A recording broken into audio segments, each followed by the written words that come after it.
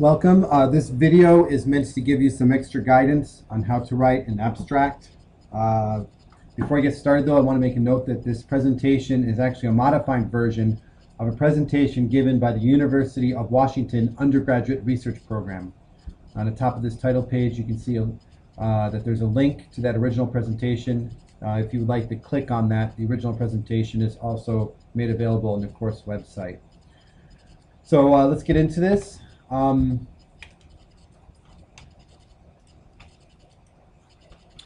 going to go through 5 things here. 1, what is an abstract? 2, qualities of a good abstract. 3, guidelines for writing an abstract. 4, strategies for the writing process, and then an example. Let's start with what abstracts are.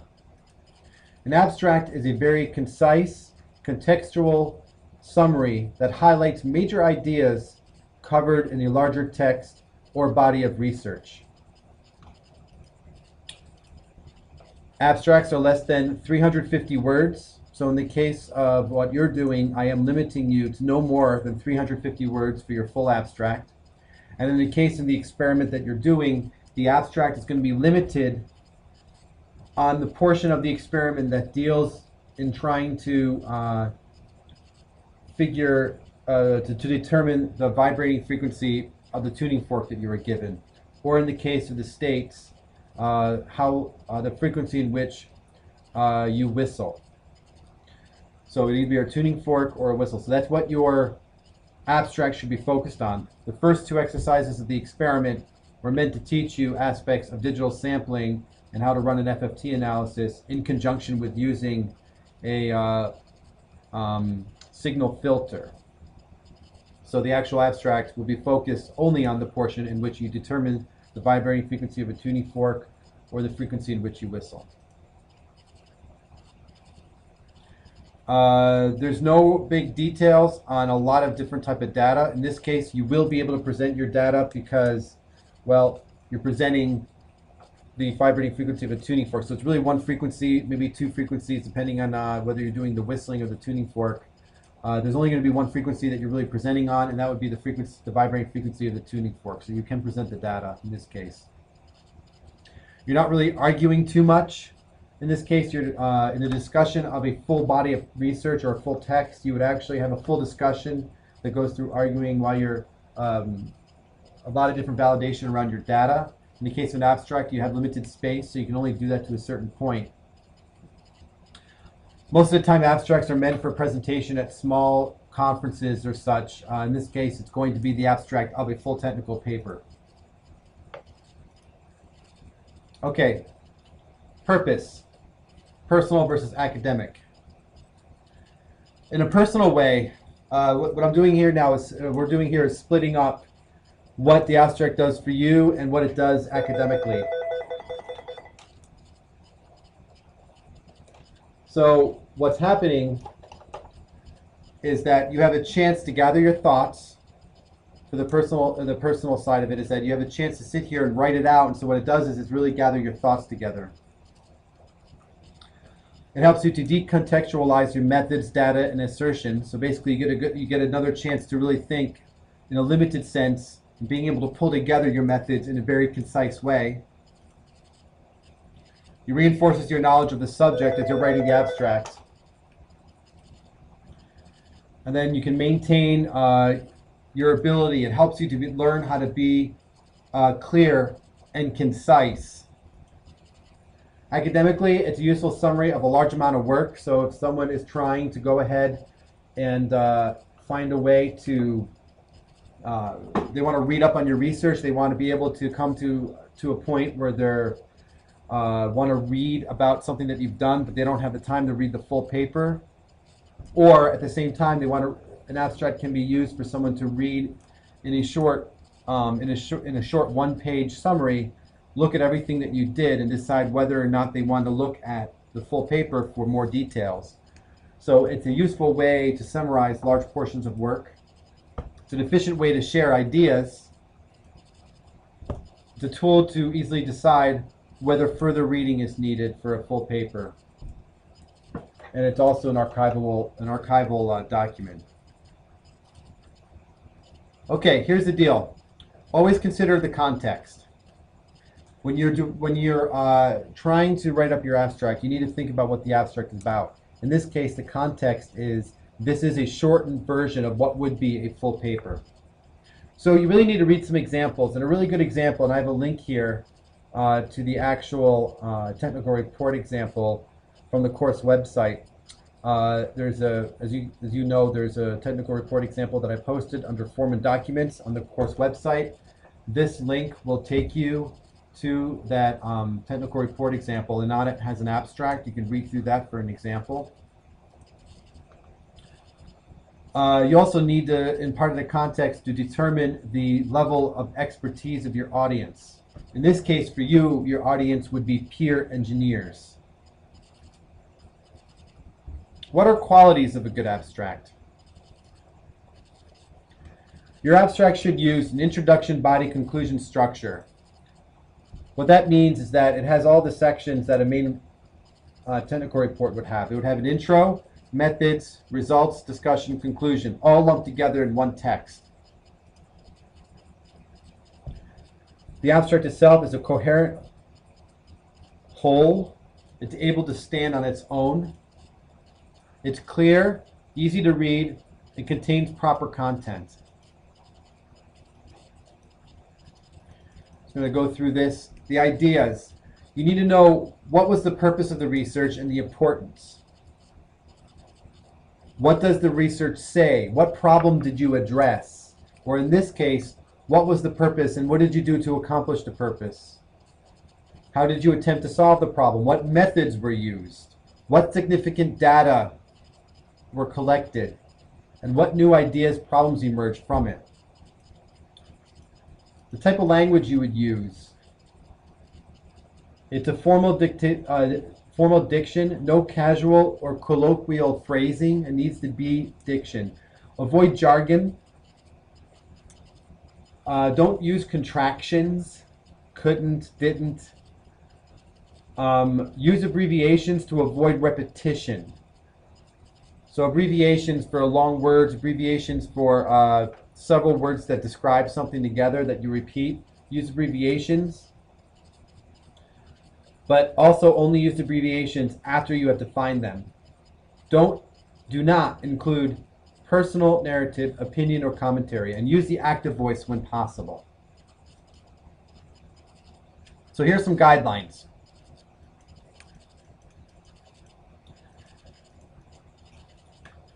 Use passive voice, but it's not a universal rule. Use active constructions when possible. Past tense is the dominant, but present and future should be used when appropriate. And then use personal constructions where appropriate. I have one example that I'm going to show you. I didn't edit this out. They said there are 3 examples here, but I want to use the example that I have from a paper that I wrote in the past. So the goal in this case is to be clear about who did what and when, not to seem objective at all costs. So you want to be clear and not vague, is what I'm getting at here. A lot of times when it's difficult to be able to write an abstract where you're phrasing such a big work, and you're trying to be precise, but at the same time when there's so many things to be precise about that it can get overwhelming to the point that you just want to be vague about a few details. You can't be vague about it, so you have to pick points that you want to be precise about, and I'll show you what I mean in a minute. Use plain language whenever possible, and then vary sentence complexity and rhythm to avoid choppiness. Avoid wordiness and avoid roundabout and unusual phrasing. Use the lowest level of abstraction at all times. That's a big one for me. You need to be careful not to use large levels of abstraction, meaning when you start being too abstract, when you're trying to over-explain something, it gets really confusing. So the goal is to make your text easy to read and follow. It needs to be clear. Okay. Concision. Say only what you mean. Avoid unnecessary adjectives. Avoid tangents and unwarranted commentary. Avoid step-to-step coverage outside of describing critical procedures. So that's something that I think we can get lost in, is that how do you cover a huge methodology, for example? If there were several steps taken in the methods, how do you break that down into a few sentences? It's really tough, but the idea is to be able to break it down in a general sense. And then avoid speculation. In other words, you want to keep to the main idea and not try to speculate outside of that. And scope. Select only what is needed to make your point. So you have a lot of details in your lab. You need to be able to pick out the points that prove your hypothesis or that accomplish your purpose. So you have to keep within a certain scope. Here's some strategies that might be useful.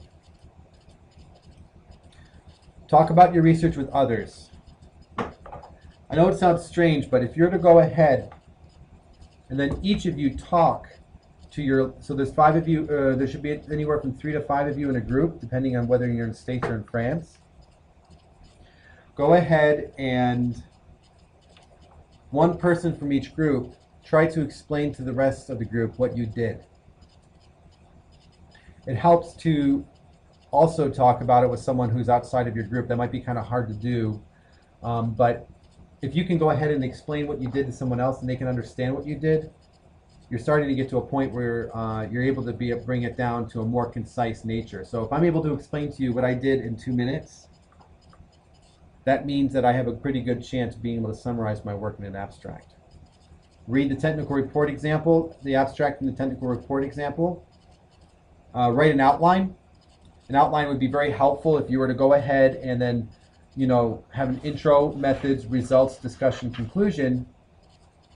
And then from there, bullet point a few important things that you think are necessary to illustrate each section of the abstract, and then pull it all together. Start with what you are most comfortable describing. Usually that's the methods. Write the first draft without your notes from the experiment, without your experiment memo. So you guys have probably written an experiment memo for this.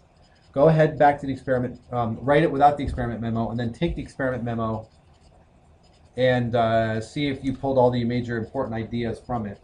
In other words, make sure you have all of the major,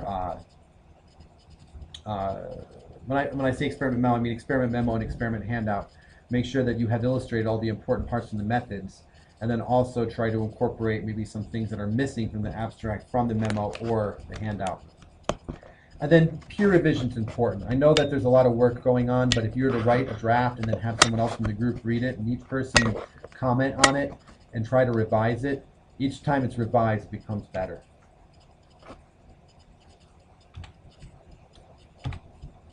And I wanted to end here with an example. Again, this is from the technical report example on the course website. This is an abstract that I wrote for it.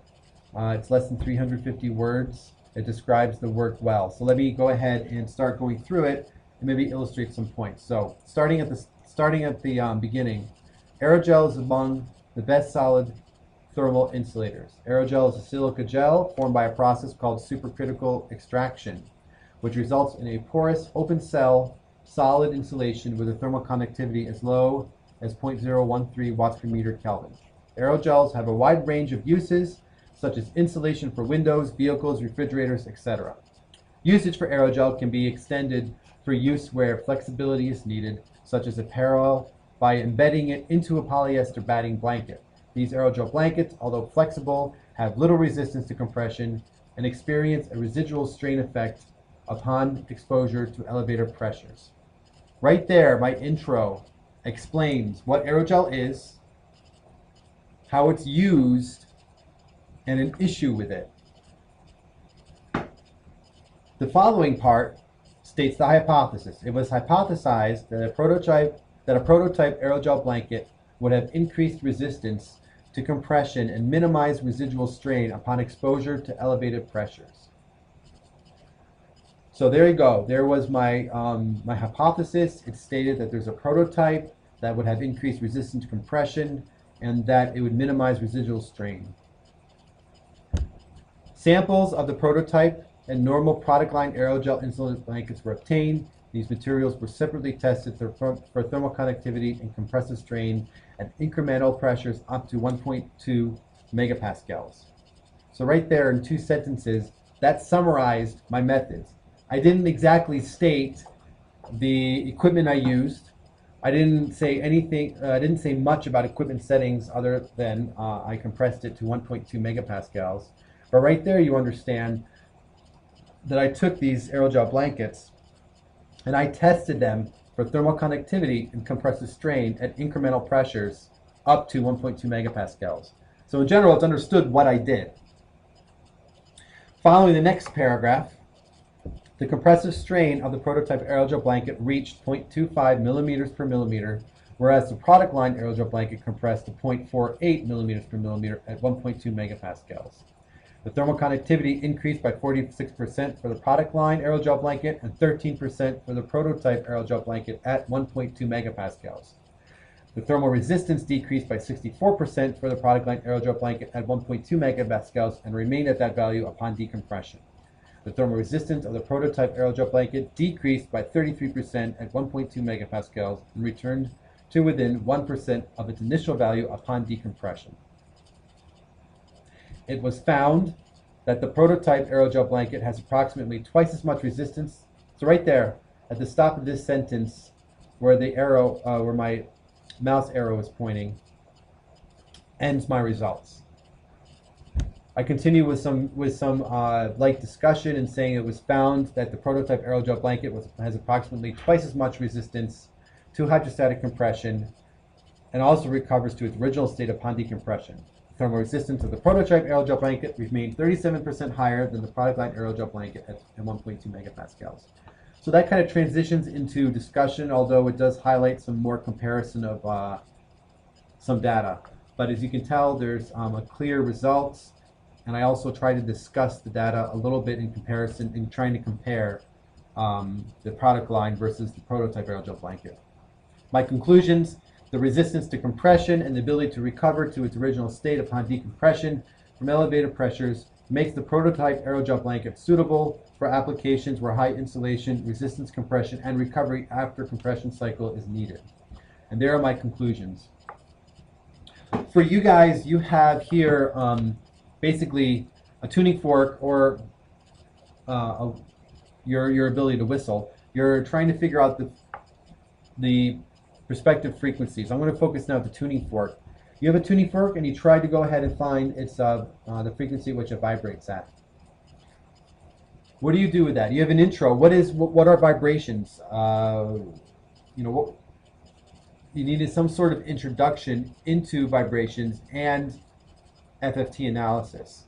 From there, what are your methods? Well, you basically had an experimental setup that allowed you to record the audio signal of a vibrating tuning fork at a set sample rate.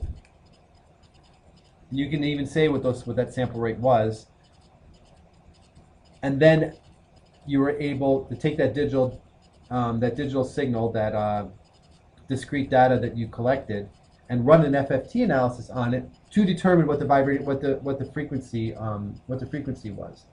Your results, you can go ahead and state what the frequency was, explaining not only, well, you can explain what your results were, what frequency you determined it. The discussion, you can highlight the fact, try to argue how your equipment settings, which in this case would be sample rate, filter setting, and length of time of your discrete data set, what your resolution was, and how you sampled fast enough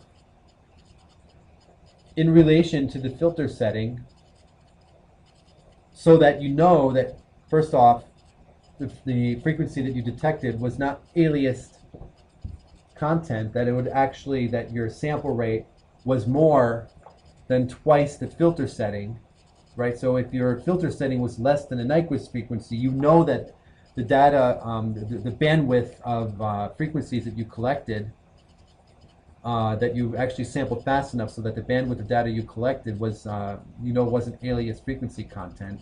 And so that when you ran the FFT, you actually found what the frequency of the tuning fork was and not some lower alias frequency.